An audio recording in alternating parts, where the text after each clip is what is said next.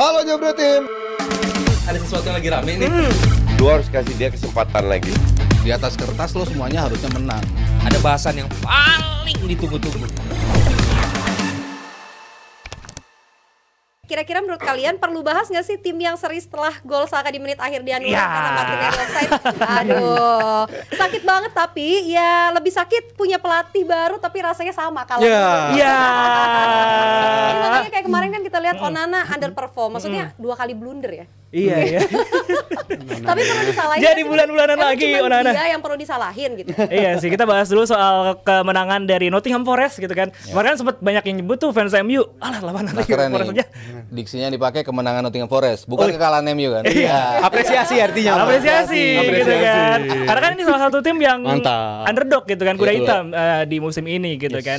Ngelihat permainan MU lawan Nottingham Forest kemarin gitu kan. Di mana banyak yang bahas soal Onana. Apakah faktor Onana doang yang bikin MU ini sulit memenangkan pertandingan lawan Nottingham Forest kemarin? Ya sebenarnya gue mau nyamain sama kasusnya Kelleher ya. Mereka emang bikin error dalam pertandingan terakhir bersama klubnya masing-masing, tapi faktornya kan mereka selain bikin error juga sering kali menyelamatkan timnya dari kekalahan gitu. Gue masih inget match pertama Amorim sama MU lawan Ipswich kan juga yang nyelamatin MU dari kekalahan siapa? Si Onana Iya, juga kan. iya, Jadi iya. MU terhindar dari kekalahan juga banyak kali datangnya dari Onana. Tapi kalau ngomongin Kelleher, dia kan kiper kedua gitu ya. Relatif bukan kiper utama yang lu harapkan bisa konsisten terus-menerus. Kelleher kiper kedua bisa aja hal kayak gitu terjadi. Tapi bagi Onana, ini kan kiper utama dan bukan pertama kali dia ngelakuin hal kayak gini gitu. Dia udah sering kali ngelakuin hal ini. Mungkin setelah ini dia bakal bounce back. Gue yakin dia bakal bounce back, penampilannya bakal konsisten lagi, bagus lagi. Tapi entah kenapa aspek errornya emang gak pernah hilang dari Onana dari musim lalu gitu. Ini menurut gue jadi kekhawatiran bagi MU, dan juga Onana mau beberapa kali error pun gak pernah dicoba gonta-ganti juga kan. Iya Kipernya sih. pasti dia juga. Harusnya Dan namanya yang- jadi Onono ya. udah salah nih udah tidak nih. Jadi menurut gue ini sesuatu yang harus dia tetap jalanin, dan ini harus ada perubahan jelas dari lini belakang dan juga dari Onananya sendiri, karena itu benar-benar gol yang seharusnya bisa dihindarin banget lah ya untuk faktor sekelas Onana. Golnya juga tembakan dari luar kotak penalti itu masih jauh banget, tapi dia tetap kalah dari situasi kayak gitu. Itu menurut gue salah satu faktor kelemahan dari Onana sih yang udah terlihat dari musim lalu sebenarnya. Kalau bicara 3 shots doang tapi 3 gol, kan berarti lo ada something wrong dan something good untuk sisi Forest. Oke. Mereka efektif, lo coba 3 peluang 3 gol gitu. Tapi dari sisi Unitednya, kalau lo bisa bilang blunder, yang paling blunder yang mana sih? Yang bola tembakan White, dia belok, yang dari Iya, yang dari Gibbs White. Tapi agak susah juga ketika lo melihat gaya menembaknya Gibbs White. Kayak begini kan, logically bolanya belok ke kanan kan? Iya. Ke kiri, ngikutin arah dia berbelok gitu. Tapi ternyata kena kaki luar sehingga bola itu belok ke kanan. Onana juga pasti ya mungkin nggak mengira lah bola itu datang seperti itu. Oke, misjudge dari Onana. Gol kedua, menurut gua lebih ke komunikasi antara De Ligt, Onana, dan yang terakhir Lisandro Martinez. Menurut gua dia bisa mengembuang bola itu sebetulnya gitu kan. Dia menjadi orang yang sudah melihat bola itu datang dan sudah lewat dari Onana dan juga De Ligt, tapi dia tidak bereaksi terhadap arah bola tersebut. Mungkin dia pikir akan out ketika Onana sama De Ligt melepas bola itu, tapi ternyata keputusannya keliru gitu. Harusnya itu sebagai kesalahan kolektif. Menurut gua bukan pada Onana. Yang paling gebleknya Onana menurut gua yang bola terakhir.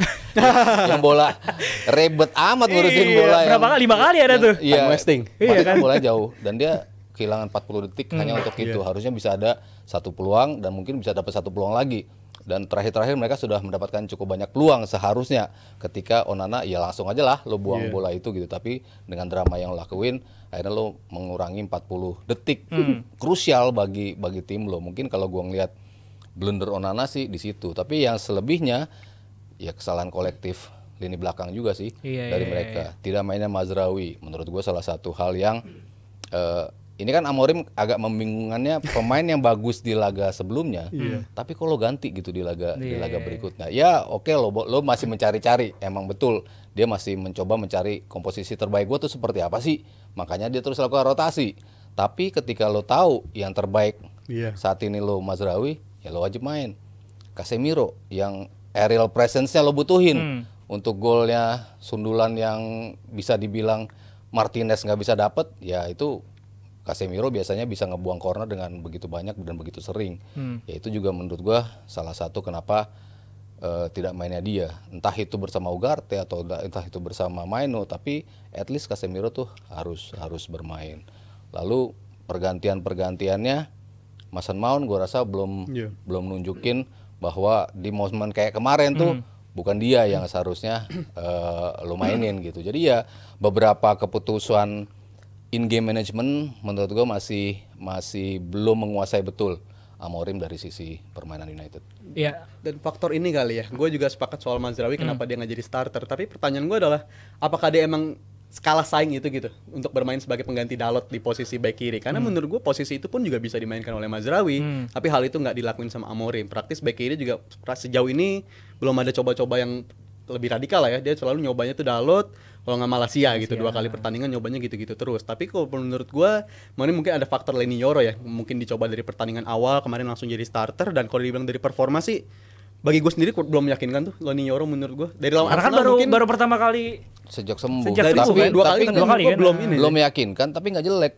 Ya, Maksudnya- so-so lah ya, masih so-so 2 Maksud pertandingan. gue dibandingkan Dalot gitu ya, gue sih Masih mendingan starter juga. mendingan Mazraoui di posisinya Dalot Iya. yang dia kebukti berapa pertandingan di posisi itu bagus, work ethicnya lebih bagus, kemampuan untuk offense-nya Iya. bagus juga, reading the game-nya lebih mateng gitu dibandingkan Dalot gitu yang umpan masih serabutan gitu ya. Ada beberapa kali umpan tapi lebih banyak miss-nya lah ya. Iya. Gue ngelihatnya sih kalau di belakang ya misalnya lo tetap mainin Yoro ataupun lo mainin si Maguire nggak masalah gitu, tapi Mazraoui menurut gue lebih baik di posisi Dalot gitu dibandingkan di posisi yang back tengah gitu. Gue sih mendingan Mazraoui lebih dimainin di kiri gitu. Selama lo belum firm dengan Malaysia, belum firm dengan nanti Luke Shaw misalnya nggak gitu.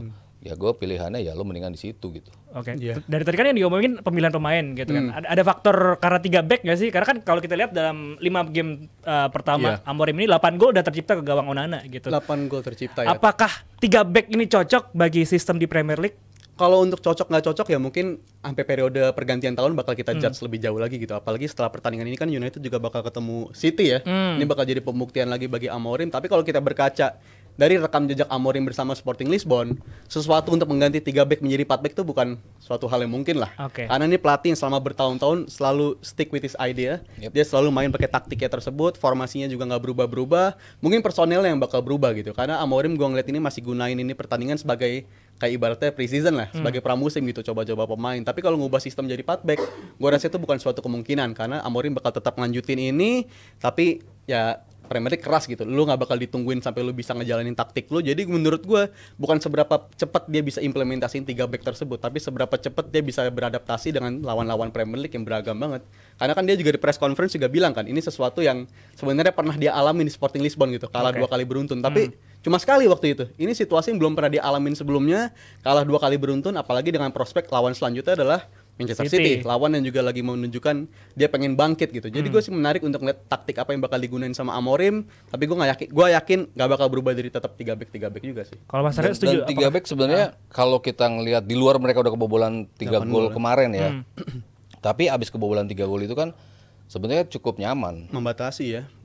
Tetap membuat Forest tidak bisa naik juga untuk nambah serangan, dan bukannya Forest itu narik kaki dari pedal gas, enggak juga, tapi karena memang defense United yang udah cukup rapi, lebih ketenangan yang dalam milih 3 personel itu menurut gua sih yang akan krusial gitu. Apakah sosok Maguire lebih lambat tapi decision making dan positioningnya kemarin terbukti lebih rapih gitu dibandingkan ya kadang-kadang Martinez menurut gue juga banyak kehilangan posisi juga gitu kan, scrappy juga dalam sisi positioning gitu. Jadi ya gimana lo milih 3 personilnya, dan nggak masalah mereka akan tetap bermain dengan 3 back, tapi siapa yang akan mengisi 3 back itu yang akan lebih krusial buat Amorim ke depannya. Dan gue ngeliat si Martinez ini kan biasanya kekuatan dia selain dari opsi passingnya, dia kan juga agresif ya. Tapi bersama Amorim entah ini taktikal atau apa, gue ngeliat agresivitas itu agak menurun gitu dibandingkan sebelum-sebelumnya dari segi Lisandro Martinez ya. Karena ini sesuatu yang sebenarnya bisa diharapkan dari dia gitu. Agresif dia, kemampuan dia untuk menjadi tukang pukul adalah di belakang dari United. Tapi itu kan belakangan juga belum kita lihat gitu. Selain karena faktor dia juga beberapa kali absen ya, kayak contoh lawan Arsenal juga. Jadi menurut gue sesuatu yang harus ditingkatkan oleh Martinez tuh ya kalau lu nyaman yang main kayak gitu, lanjutin aja gitu. Nggak perlu lu terpaku sama gaya mainnya Amorim yang harus lu nentuin hal-hal detail mungkin. Tapi kalau lu nyaman sebagai pemain agresif, menurut gua harus dilakuin lagi sama Martinez karena itu emang yang dibutuhkan sama lini belakang MU. Dan menurut gua kalau konsep 3 back di belakang, Lisandro Martinez harus jadi salah satu di antara mereka lah. Karena gua ngeliat ini salah satu back paling pintar yang dimiliki oleh MU dan seharusnya tetap mempertahankan perannya dia sebagai 3 back di belakang. Jadi 3 back menurut lu yang ideal siapa aja? Lisandro Martinez di area paling kiri, De Ligt juga di tengahnya, dan Leny Yoro atau Maguire itu bakal jadi ngisi satu lagi tuh. Tapi kalau untuk Leny Yoro, walaupun tadi gue bilang gue belum terlalu meyakinkan ngeliat dia, tapi gue masih pengen ngeliat dia at least dikasih percobaan lagi berapa match yang akan datang lah, karena masih layak dicoba banget ini pemain. Dalo yang udah nggak boleh dicoba lagi. Mazraoui, kalau 3 di belakang sebenarnya kanan kan belakangan yang bagus Mazraoui di sana, iya, tapi iya. Mazraoui jangan main di situ lah. Di back kiri aja gantiin Dalo, itu harusnya dilakuin sih. Jangan Dalo lagi lah pokoknya buat United ini. Mas Ra, 3 back ideal sejauh ini kalau buat MU. Antara Yoro Maguire, De Ligt udah semakin Oke lah, tenang lah. Di awal ya, masih bingung dalam positioning, tapi belakangan dia udah semakin bisa bertanggung jawab lah untuk menjaga posisinya. Ya Lisandro angin-anginan sih. Antara kalau lo main 3 back kan one on one-nya lo harus bagus ya, untuk bisa ngejaga pemain depan lawan masuk, lo harus bisa mengawal itu. Sementara Martinez berapa kali kan sering sekali ngambil, keputusan ngambilnya salah, keputusan ngambilnya berbuah kartu yang akhirnya merugikan tim. Itu yang menurut gua beberapa kali itu. Tapi ya tetap ya kepemimpinan dia di belakang, terutama ngelempar bola-bola ke depannya, terus interceptnya juga oke, sehingga ya dia tetap menjadi sosok yang layak start juga. Jadi dia De Ligt, kanannya gue sih lebih Maguire sih. Maguire. ya. Mazraoui jangan 3 di belakang lagi Mas. Iya, untuk sejauh ini ya, sampai lo akhirnya mungkin Luke Shaw lebih firm posisinya, ya mungkin bisa ke Luke Shaw gitu. Tapi kalau gue ngeliat sekarang dengan pilihan yang ada, ya gue sih melihat Mazraoui tetap yang terbaik di posisi kiri. Iya. Back kiri ya, kayak apa wing. Oke, jadi kita lihat aja nanti. Tapi kalau dari lini tengah, kemarin kan juga Mainu diharapkan juga bisa menggantikan posisi dari Casemiro gitu. Sejauh ini gimana Mainu untuk menggantikan posisi dari Casemiro? Ya ada game dia ketika bagus, tapi ada game juga ketika dia nggak terlalu bagus juga ya performanya. Ya itu hal biasa lah untuk pemain yang masih usianya masih begitu muda, tapi perannya emang dibutuhkan sebagai 2 gelandang di sistemnya Amorim. Ini harus gue bilang emang berat banget sih untuk menjalani sistem kayak begitu ya, karena dituntut lu harus bisa jago mutusin serangan lawan juga, tapi lu juga dituntut untuk jadi progresif bola di tengah untuk bisa alirin ke depan gitu. Dan itu bagi pemain kayak Mainu ini jelas masih butuh waktu lagi untuk bisa mempertahankan ritme, karena partner juga kerap kali berganti kan. MU nggak pernah punya 2 partner di tengah yang firm gitu. Kalau mainin pemain yang paling jago passing mereka mungkin Eriksen, tapi apakah Eriksen bisa nge-cover area untuk defend kan belum tentu juga justru, karena dia juga sering ke expose juga. Jadi gua rasa peran dari Mainu ini bakal sulit banget di musim ini ya. Sesuai kata Amorim, badai pasti akan datang, dan gua rasa ini badainya udah mulai datang nih bagi MU di Desember Berhujan ini. kali ya, badainya masih panjang. Nanti badai pasti akan datang lagi nih. Mas Arya ngeliat Mainu sejauh ini? Maino kalau pas tandemnya Ugarte, dia lebih berani eksplor ke depan. Kemarin kan kita ngelihat dia posisinya lebih ke tengah ke depan kan. Dia bukan sebagai petarung lagi, dimana kalau dia bersama Casemiro tuh dia yang banyak coverage area gitu. Tapi kemarin dia justru lebih dicoba untuk progresif pas ke depannya. Nah itu yang belum dimiliki sama Maino, karena dia kadang-kadang doyan dribble, kadang-kadang kapan harus ngelepas bolanya, decision makingnya belum se-sharp itu, sehingga masih butuh jam terbang untuk memainkan posisi yang lebih advance ke depan. Pasti pilihannya antara Casemiro dengan Maino atau Casemiro dengan Ugarte, tergantung lawan yang lo hadapin. Kalau lo memang butuh pemain yang bisa mematikan lini tengah lawan, kayak lo lawan Arsenal misalnya, kayak lo lawan City misalnya, atau Liverpool gitu, ya lo butuh Ugarte sama Casemiro sih kalau menurut gue ya, lebih kuat dalam bertarung gitu. Tapi kalau lo butuh pemain yang lebih punya vision untuk bisa ngocek bola dan maju ke depan, ya kadang-kadang bisa di-rotate dengan Maino di situ, entah itu bersama Ugarte, entah itu bersama Casemiro. Tapi kalau lo udah tenang dalam possession, lo udah unggul 2 gol, lo butuh pemain untuk ngedelay, ya Eriksen menjadi pilihan yang paling tepat. Jadi memang tergantung situasional.